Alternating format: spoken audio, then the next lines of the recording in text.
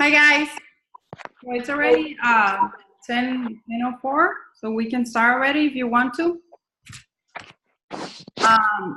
Today we're gonna cover the last part of the section that we've been covering. Well, I don't know if it's the last one though, but it's section D-21 specifically. But if you want to cover anything else, then by then let me know and we'll talk about it. My name is Yenisbel, and if you want, we can just share a little bit about each other so we can be more relaxed. Breathe it in, breathe it out, everybody.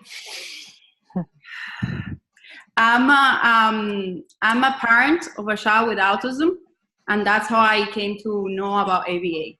And basically, I am very passionate about it because it has literally and physically changed our lives completely.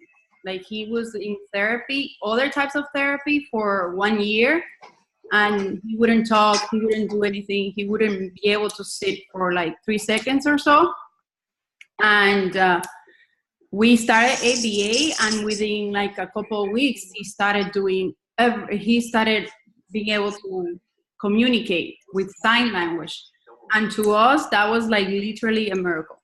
So ever since then, I fell in love with it, and I started studying with it. And it's been years, but now I finally got my degree, and I'm gonna be able to work on it. Anybody else want to share a little bit? That's actually a very funny story because it's very similar to mine. I'm also a mother of a son with autism. Oh, look at that. Mm-hmm. Yeah. And that's the same exact thing. We went through everything that you're saying, and he's mainstream, doing amazing. Wow. And it's changed our life also. It's funny because when I started him in ABA, he was 4 months without any other service. He didn't have speech, OT, or anything because I decided to take him out completely. And within 4 months, I said, he's doing so much better, I'm going to start him back. And when I started him back, they said, did you medicate him? He's so much better. What did you do? And I said, I just started him on ABA. That's all I did. So it's definitely a life-changing.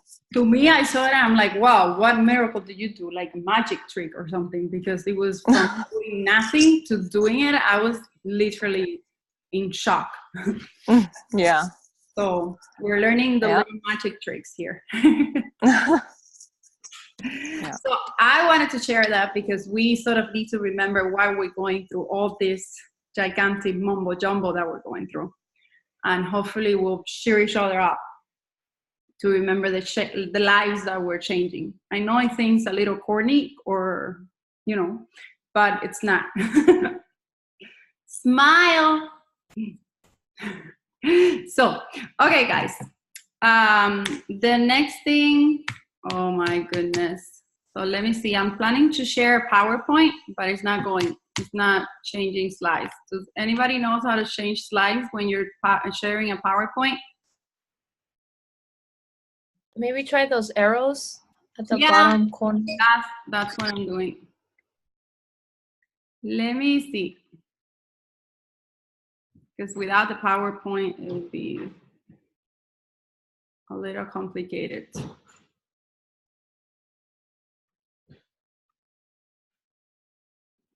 Demi, do you have the disclaimer with you so you can go over a little bit while I try to see what's happening with the PowerPoint?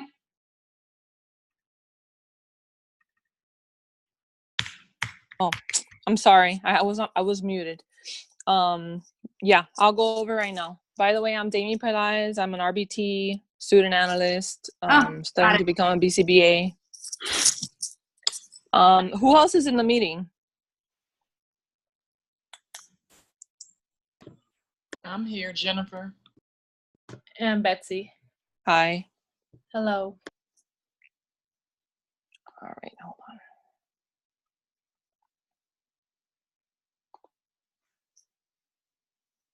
I found it. I was able to see it. So if you don't have it by hand, I can just read it from here. Yeah, go ahead. Okay, so basically, we just wanted to make sure that we all do we consider ethical things, and we wanted to do a disclaimer, which is basically what you guys already know, that we're a group form and by students, and everybody here is a student. Nobody is currently a BCBA yet, and any collaboration and anything that we say here, you guys need to double check on your own just to make sure that there are no errors or no mistakes. And the other part that we wanted to emphasize is that we're not going to talk about any specific test questions that you have seen yourself or any specific questions that you have seen in other materials that are paid. For example, the BDS modules, I think they're called. And no, we shouldn't give any specific client information. In my case, for example, I talk a lot about my son because he's what I have every day, so I don't mind sharing my son's information. I'm the parent, I give consent. Okay. If we do share any other resources that are open source resources, then we give information, we give credit to those authors. You guys have any questions about this? No. No, okay. No. So a quick review. How many differential reinforcers are there? We're not meant to like do a lecture per se. We're just meant to like do back and forth. If we make a mistake, that's okay. That's why we did the disclaimer, by the way, just for everybody to feel free to make mistakes. We're supposed to make mistakes at this time. And that's how we... Is it 6? Yes. DRA, DRI, DRL, DR. Yes, there's 6 in total. And they are the ones that you covered, which were DRA, DRI, DRO, DRH, DRD, and DRL. A lot of DR, right? It just becomes a mumbo jumbo, and that's why we want to go over them. So basically, this is what they stand for. Anybody wants to talk a little bit about each of them? Anybody feels strongly about any of them, or you want me to talk about them? For example, DRI, the name says it, right? It's differential reinforcement on incompatible behaviors. So if you're going to, if the child, I have a visual that I created. Wait. Please feel free to jump in at any time. I really don't like my voice, so I prefer to hear your voice. This is a very ugly visual that I made for myself. It was not meant to share with anybody, but I didn't have time to make it pretty for you guys. So basically, I just put here, I covered the nitty-gritty of it. The DRH it reinforces the behavior that has happened at or above a set criteria, used to help clients increase a behavior they don't do much. You guys have an example that you want to share?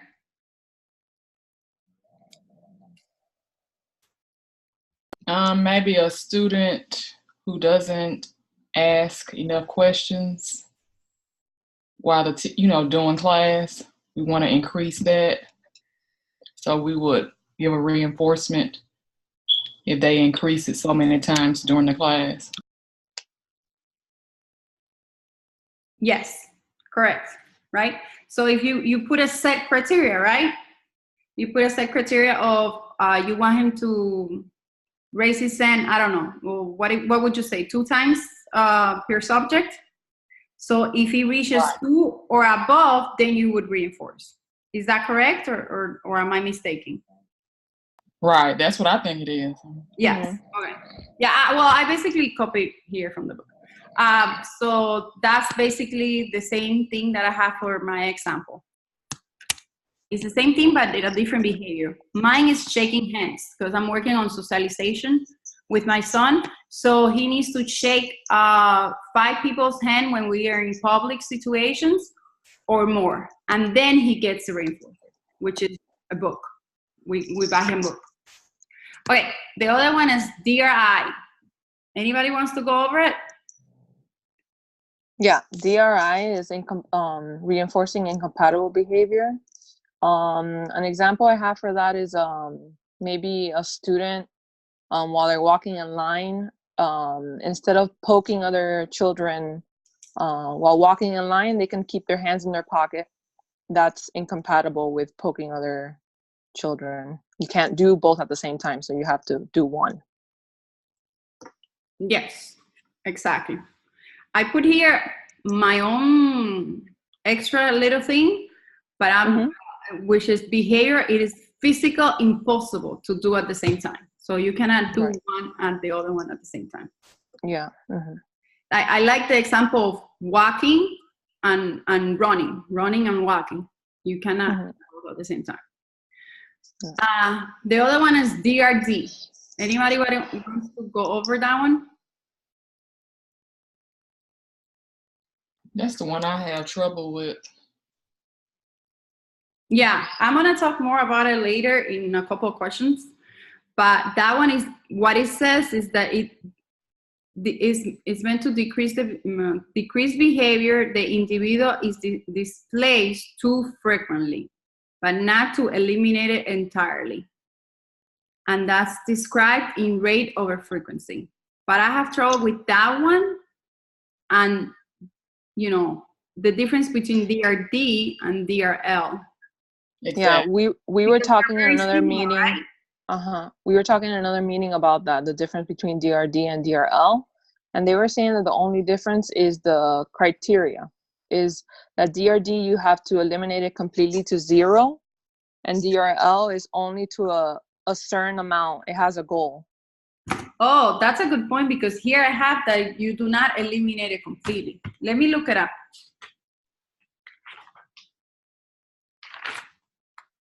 Did you read it? Do you remember reading exactly that's what it said? No, I just remember that discussion from the meeting. I can look it up also. If you guys have the book, I have the manual, 6th edition. Do you have the ABA, the Pass the Big ABA manual with you? I have it, the 6th edition also. I have the 7th, but you know, the page numbers are pretty close together. So mine is 233.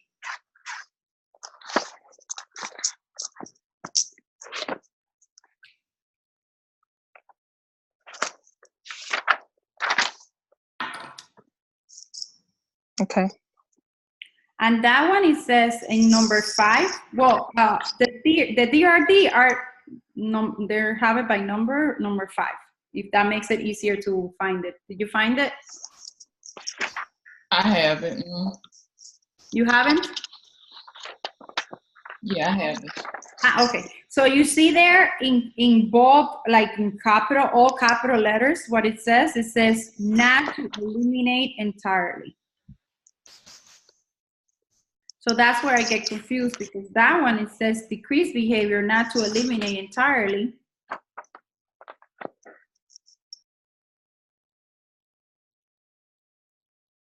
I watched a video on YouTube about the difference between the two. They said with DRD, like they say in the book, it's a predetermined criterion.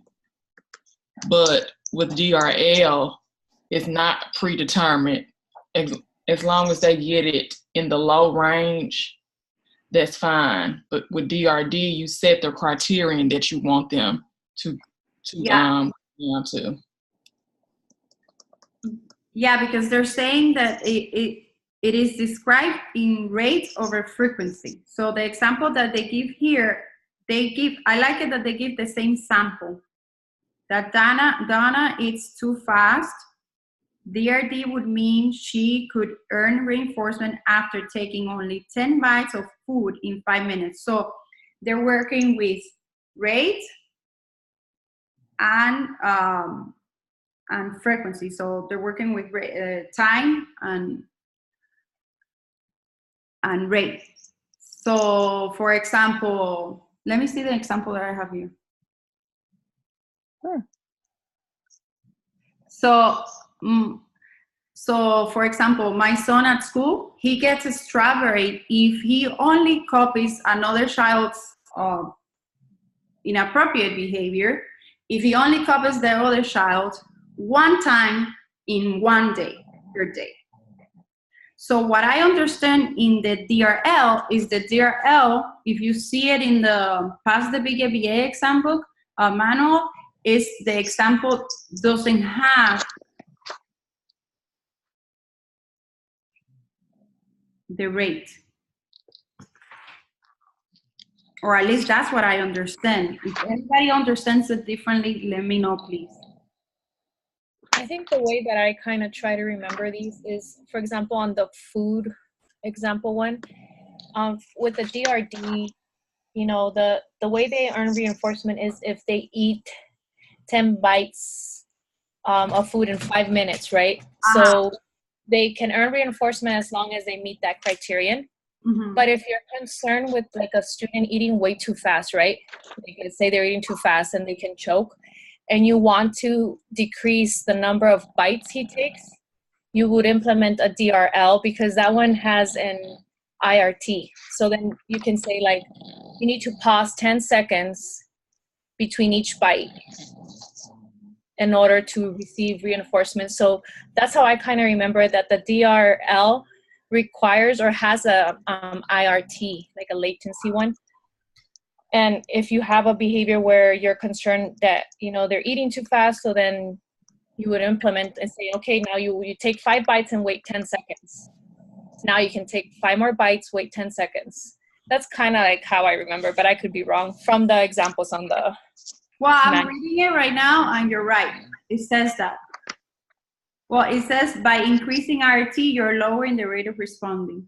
So basically, it has to do with the IRT. Yeah, and that's from the manual. That's how I understand it best, to differentiate those two. Because the main thing that I always try and remember is how to apply it to examples. That way I remember them. So then I keep that image. Otherwise, I wouldn't remember it. Plus, the exam is going to be all about scenarios. So that's why we need to do it. Okay, anybody else want to go more over it? Go over it a little bit more? Or you're good with that?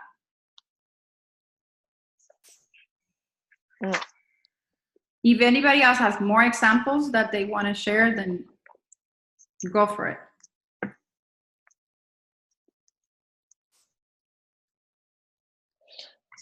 The only thing that we went over in another meeting, I don't remember which meeting it was, but we went over an ethical consideration that is important.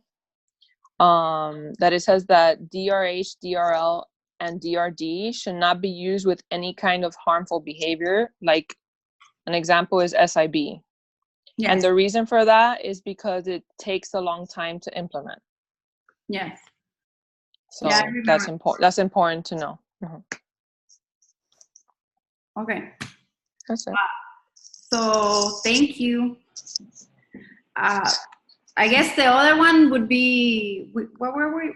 We were by, the next one would be DRO, right? Yeah. So anybody wants to talk a little bit about it? I have questions after this, so we can just go over the questions afterwards. But if you want to just roughly talk about it.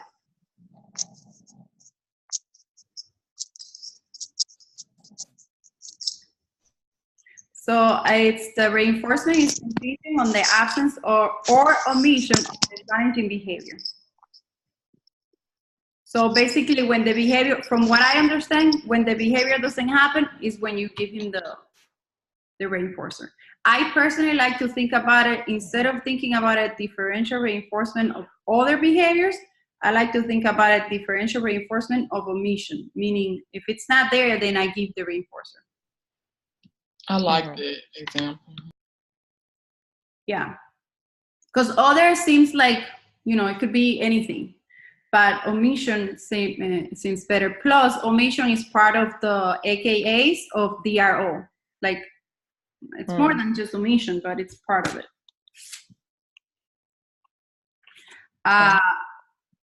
So, for example, a child is reinforced when he has not screamed for 1 minute.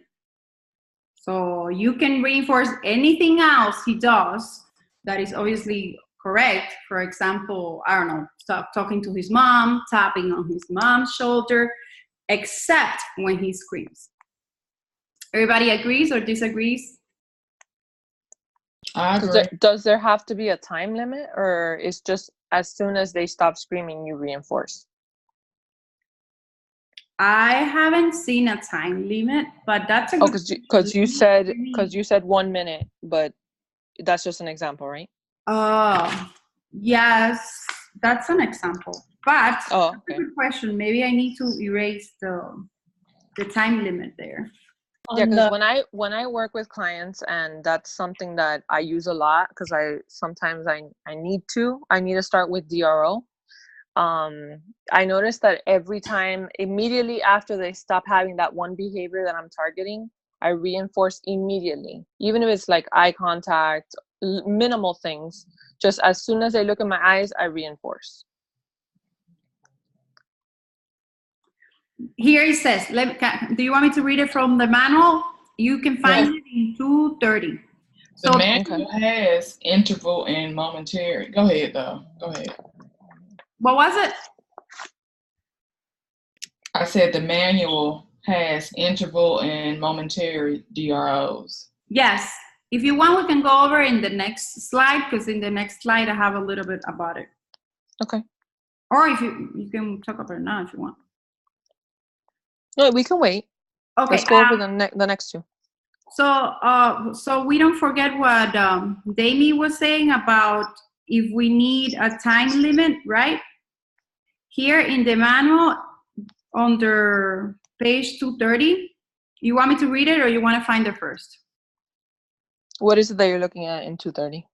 230, where it says differential reinforcement of other behaviors, DRO, the second definition, the second bullet point. So here it says, reinforcers are received when challenging behavior has not been displayed during a certain time period. So I guess there is a time component. And yeah, because you sort of use... I guess it really depends on the client, because I mean, if you have a child that's constantly not looking at your eyes, you can't wait 1 minute to reinforce. So I guess it really depends on each specific client. Maybe it's 10 seconds, maybe it's 1 minute, maybe it's 20 seconds. Well, maybe in your section is during the section, you know? Right. If the session is 1 hour, then you would do, if the... No screaming during the 1 hour period, then you get reinforcement. Yeah. Okay. Because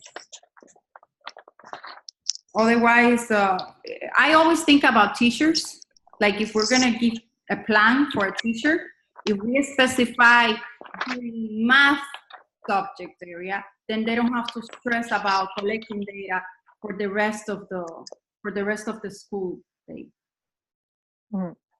If that helps anything. I like to think about this, the differential reinforcement, like what would you do with a teacher? Because they're meant to save time for the person that's taking data, besides everything else. Okay, the other one is DRA, which is differential reinforcement of alternative behavior, which is very similar to incompatible, right? And that one, anybody wants to talk a little bit about it?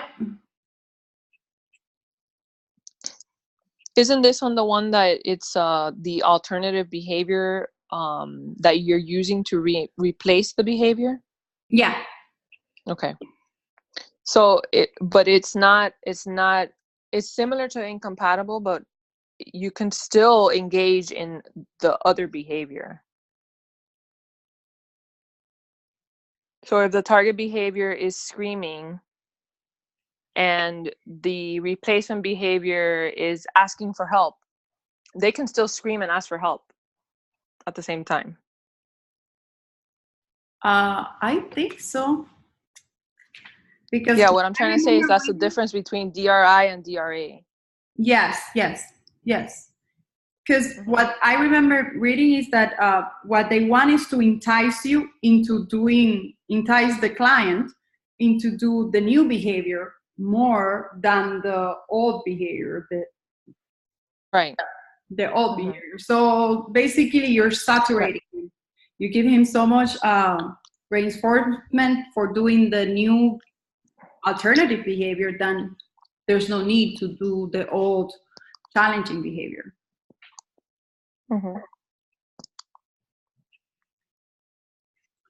So the other one is DRL, and it's differential reinforcement of low rates of response, and that's, anybody wants to talk about that?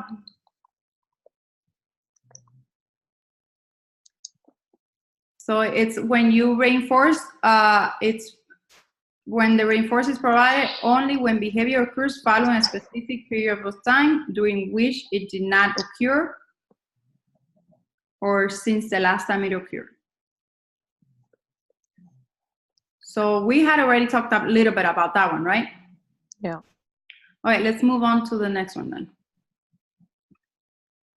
So the next slide is AKAs. Anybody remembers if any of those have AKAs?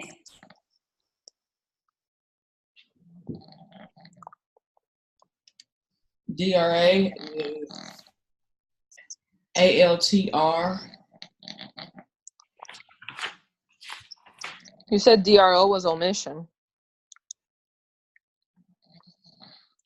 Yeah, let me see, let's see. Okay, so the only one I found in the manual for the past BCBA exam is DRO.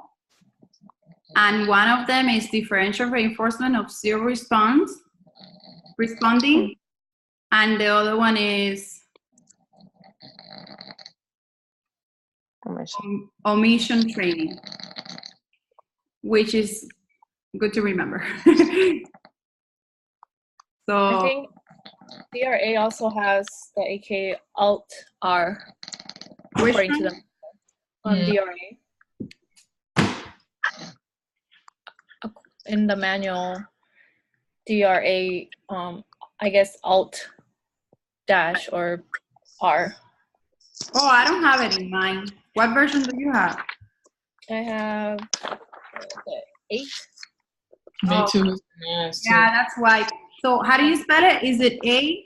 Like, you know, like the keyboard Alt, like Oh, ALT, yeah. AL. and then dash or the little one in the middle R. And that's an AKA? According to the manual. That's the first time I even see it. I didn't even see it before. Oh, from alternative reinforcement, I guess. All right, that's good to know. I'll add it to the PowerPoint later then. Thank you. Yeah, no, I didn't even notice it till right now to you, so that's good. Yeah, that's why I'm selectively pointing it out, because I need to visually remember it. Okay, the other one is, we had already talked about it a little bit. So does anybody remember which one of these have subtypes? The DRO. DRO. Anything else?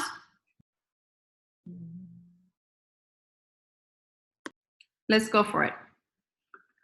So you're right. The DRO is the one that I always remember, which is, we had already talked about it, right? It's interval, and what was the other one? Momentary. Momentary. So interval has 2 subsections. Do you guys remember those? It's the FIDRO and the VIDRO. FIDRO and the VIDRO, which is fixed interval, right? DRO and variable interval DRO. And then momentary has FM, which is fixed. Anybody wants to talk a little bit about them, or you're good with that?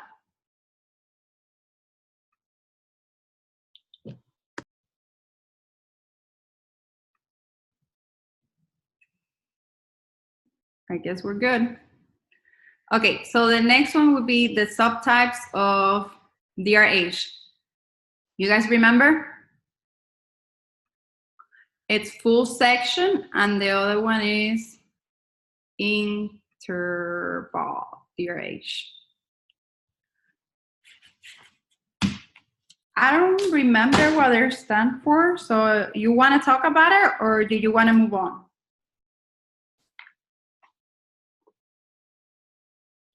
I have my book out that discusses them. It doesn't matter. Okay.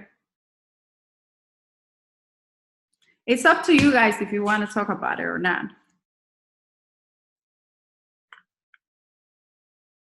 So the example in the book of the full session, DRH, Joe is working on increasing the number of spontaneous appropriate comments his client makes at the end of Joe's 4-hour session with his client. His client has made 17 spontaneous appropriate comments.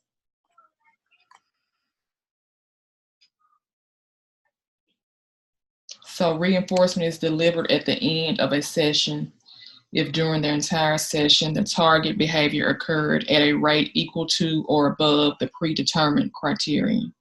Okay, I remember then. Yeah. Mm-hmm. So it's throughout the section, and the reinforcement is at the end, right? At the end. Mm-hmm. Yeah. And the interval, I remember they were saying that the benefit of the interval one is that the client gets reinforcement more often, right? Because it encounters reinforcement in intervals instead of waiting for the whole section to end. Right, that's correct. Mm-hmm. Yeah. And that's the DRH. And there's another one that also has subtypes. But the good thing about it, for our purpose of memorization, is that they're also full section DRH and interval DRH. Okay. So now I wrote some questions if you guys want to go over them. And here's one. A teen is engaging in SIB. This is going to be easy because we already talked about it. A teen is engaging in SIB at school. He bangs his head against his desk 3 times a day for 2 minutes. The best treatment plan in this case would be A, DRI by itself, B, DRA by itself, C, a combination of DRI and